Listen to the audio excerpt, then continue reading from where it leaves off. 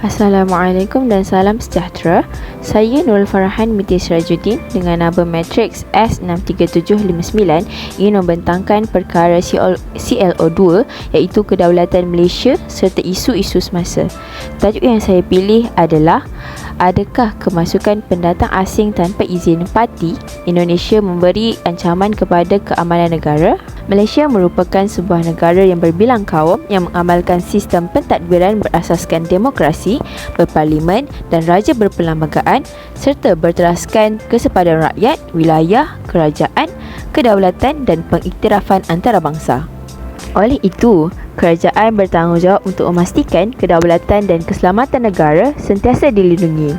Oleh yang demikian, Dasar Kedaulatan Negara DKN diperkenalkan sebagai dokumen utama untuk menghadapi pelbagai ancaman keselamatan yang semakin dinamik dan kompleks. Salah satu isu ancaman tersebut adalah pendatang asing tanpa izin parti. Contoh-contoh parti adalah Indonesia, Bangladesh, India, Filipina, Kemboja, Afrika dan Myanmar. Namun, untuk topik ini, kita hanya akan memberi tumpuan kepada Indonesia. Apakah yang dimaksudkan dengan parti? Parti merupakan golongan yang masuk atau tinggal di sesebuah negara secara haram. Namun begitu, mengapa pendatang asing tanpa izin ini memilih Malaysia? Ini kerana Malaysia merupakan salah satu negara yang termoden di Asia Tenggara dan merupakan negara yang aman jika dibandingkan dengan negara mereka. Tawaran gaji yang lumayan, tawaran pekerjaan dan tempat tinggal yang sempurna juga menjadi faktor mereka memasuki Malaysia secara haram. Oleh itu, apakah kesan daripada parti ini kepada keselamatan negara dan apakah langkah yang perlu diambil untuk membendungkannya? Dalam kes ini, saya telah menyenaraikan 5 kesan daripada Parti Indonesia kepada negara dan 2 langkah untuk membendungnya. Kesan pertama yang sangat ketara adalah dari keselamatan ekonomi negara. Hal ini kerana pembolosan warga Indonesia yang masuk ke Malaysia telah menutup peluang pekerjaan bagi warga tempatan. Hal ini kerana pihak majikan lebih suka mengupah pendatang asing Indonesia kerana mereka sedia menerima gaji yang lebih murah. Hal ini sedikit sebanyak menjejaskan hak warga tempatan untuk bekerja di negara sendiri. Jumlah pekerja pendatang asing dari Indonesia pada tahun 2006 hingga 2013 adalah sebanyak 8,146,721. Selain itu, banyak antara mereka yang melibatkan dalam perniagaan secara haram. Ada di antara mereka yang tidak membayar cukai perniagaan kerana berniaga secara haram. Hal ini pasti meningkatkan persaingan dalam perniagaan penduduk tempatan dan seterusnya menjatuhkan ekonomi negara. Kesan kedua adalah ketenteraman dan keselamatan awam.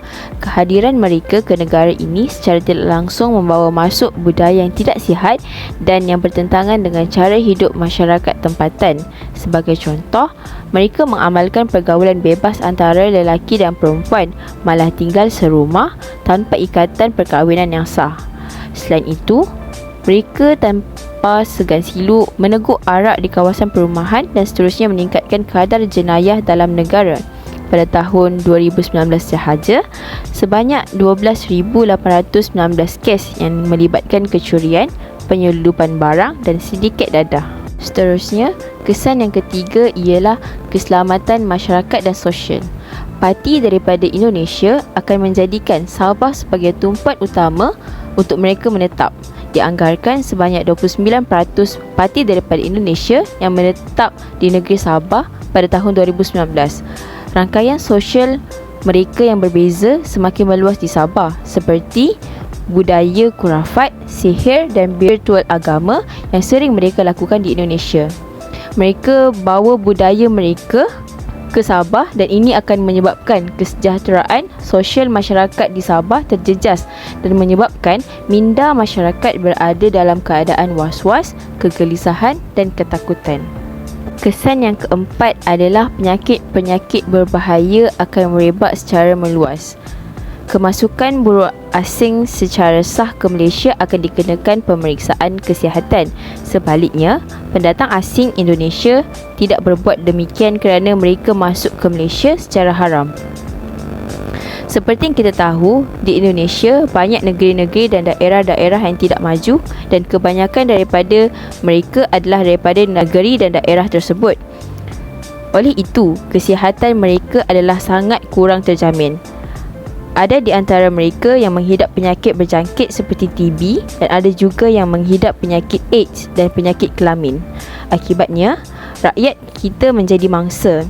Statistik menunjukkan bahawa peningkatan rakyat Malaysia menghidap penyakit sedemikian adalah berpunca daripada pendatang asing daripada Indonesia yang disahkan menjadi pembawa kuman HIV dan AIDS kerana membuat hubungan secara seksual.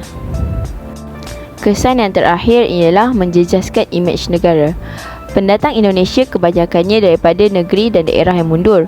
Oleh itu, kewangan mereka yang tidak mencukupi menyebabkan mereka membuka kawasan hutan sebagai kawasan perumahan mereka. Sabah yang mempunyai banyak hutan sudah tentu akan menjadi tumpuan utama mereka. Mereka membina rumah seperti kawasan setinggan. Kawasan setinggan ini tidak teratur dan kekurangan kemudahan asas seperti sistem pembuangan sampah dan air kumbahan. Oleh itu, pencemaran alam sekitar akan berlaku. Selain itu, pembangunan negara pada masa akan datang juga akan terbantut. Hal ini kerana kemunculan setinggan yang telah mereka bina. Ini dapat menjelaskan imej negara kerana menggambarkan kelemahan pentadbiran kerajaan serta pengagihan ekonomi yang tidak seimbang. Terlalu banyak kesan yang menimpa negara disebabkan oleh pendatang asing daripada Indonesia. Oleh itu, ada beberapa langkah yang perlu diambil untuk membendung kemasukan pendatang asing ini. Salah satu langkah yang boleh kita ambil adalah penguatkuasaan undang-undang. Pihak berkuasa wajarlah meningkatkan kawalan dan pengawasan di sepanjang pantai dan sempadan negara. Ini kerana 90% pendatang asing yang memasuki Malaysia adalah melalui laut. Pihak polis, marin, imigresen dan tentera laut perlu bergabung tenaga dan bertindak secara bersepadu. Selain itu, melipat kali gandakan operasi-operasi mengesan, menahan dan menghantar semula pekerja-pekerja tanpa izin. Pelancaran operasi yang boleh dilakukan adalah seperti operasi pemutihan dan operasinya ini amat berkesan. Seterusnya, pihak polis perlu menguatkuasakan undang-undang yang mengaitkan pekerja asing. Pihak polis perlu sentiasa mengawasi dalang dan sindiket yang menguruskan kemasukan pendatang asing ini. Mereka yang diberkas seharusnya dijatuhi hukuman yang berat termasuk hukuman mandatori. Para pendatang asing yang ditahan ini harus dikenakan tindakan undang-undang yang tegas agar mereka tidak mengulangi kesalahan yang telah mereka lakukan. Seterusnya, langkah yang boleh diambil adalah kerjasama dua negara. Untuk topik ini, kita memberi tumpuan kepada Indonesia. Oleh itu, kerjasama Malaysia dan Indonesia penting untuk membendung daripada pendatang asing Indonesia keluar masuk negara Malaysia secara haram. Pihak kerajaan melalui Kementerian Luar Negeri perlu menganjurkan rundingan tentang kawalan sempadan. Malahan, kerajaan perlu untuk mewujudkan pasukan bertindak bersama bagi menjamin kawalan sempadan yang lebih efektif.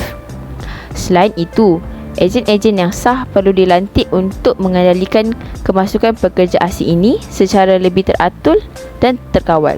Sebagai penutup, adakah kemasukan Parti Indonesia memberi ancaman kepada keamanan negara?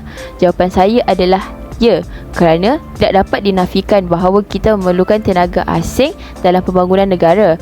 Namun, kehadiran mereka, terutamanya golongan tanpa izin, juga menimbulkan masalah. Mereka lebih banyak mendatangkan impak negatif daripada positif. Oleh yang demikian, semua pihak mestilah ikhlas dan berganding bahu dalam menangani masalah kebanjiran pendatang asing tanpa izin ke negara kita. Kerajaan perlu menangani masalah ini dengan lebih serius supaya rakyat tidak menjadi minoriti di negara sendiri. Kerajaan juga perlu mengahadkan kemasukan pekerja dari luar dan perlu mengutamakan pekerja tempatan. Sudah tiba masanya untuk Malaysia mengalihkan tumpuan pelaburannya kepada teknologi yang lebih tinggi dan berkaitan industri berintensifkan modal supaya pergantungan kepada pekerja asing dapat dikurangkan. Ini merupakan sebahagian daripada sumber rujukan yang saya layari untuk menyiapkan tugasan individu ini. Saya akan akhiri video ini dengan sebuah pantun yang berbunyi, mawar melatih indah ditanam, indah lagi kembang selasih. Akhir kata saya ucapkan, cukup sekian dan terima kasih.